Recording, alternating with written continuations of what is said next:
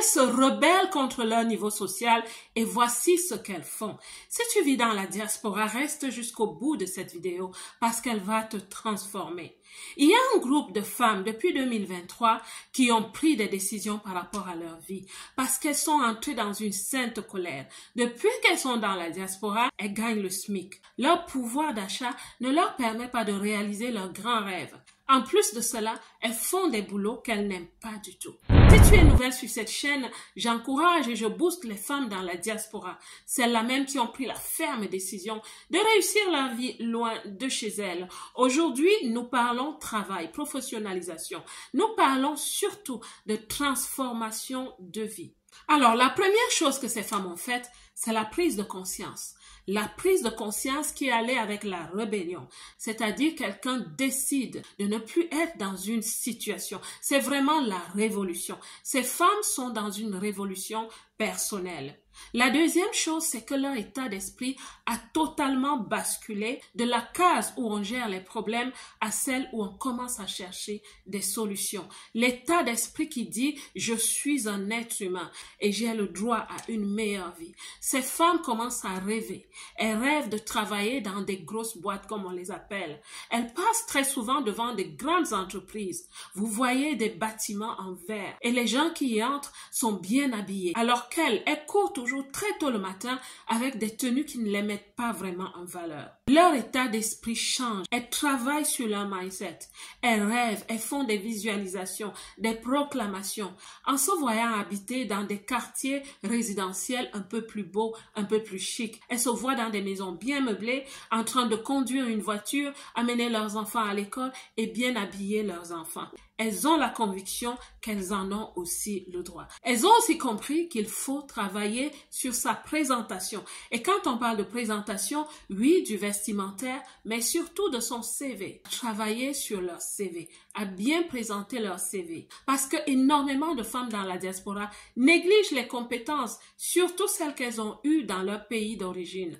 Non, mes belles, c'est une grande erreur. Parce qu'il faut simplement savoir les présenter avec les mots-clés, les mots professionnels qui les mettent en valeur. C'est aussi des femmes qui se sont donné des objectifs professionnels avec un plan de carrière. Certaines d'entre elles se disent que dans 3 ans, elles deviendront entrepreneurs. Mais elles ont compris qu'il faut d'abord apprendre à devenir entreprenantes en entreprise.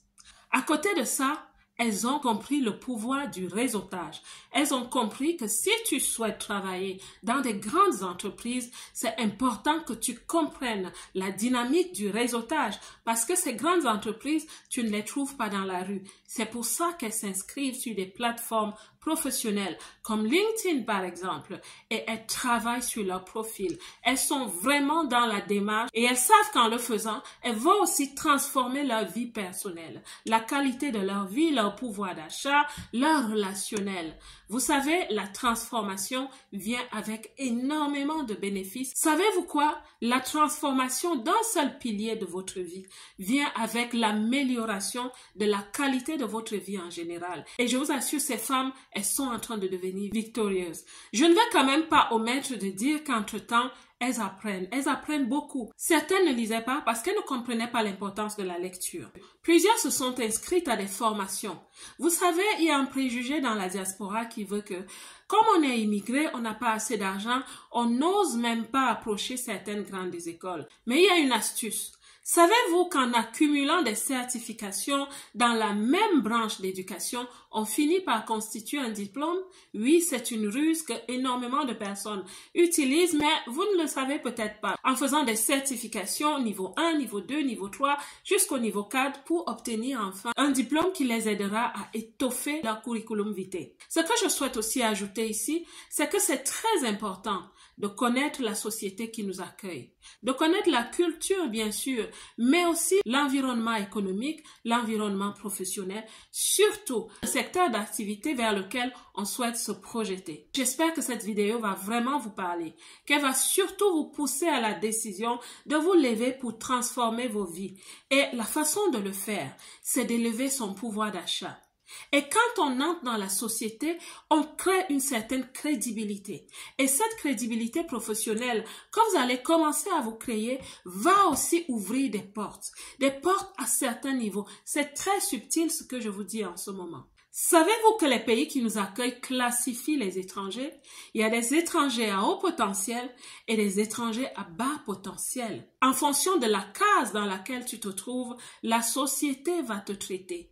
L'État va te traiter. Parfois, on ne le sait pas. Parfois, on ne nous le dit pas. Il y a vraiment que davantage à travailler sur soi, à faire son développement personnel afin de changer de classe économique et de classe sociale. Si vous souhaitez continuer cette conversation avec moi, si vous aspirez à votre transformation professionnelle, n'hésitez pas à me contacter par WhatsApp avec le numéro qui est dans la barre de description. La belle diaspora, que Dieu vous bénisse.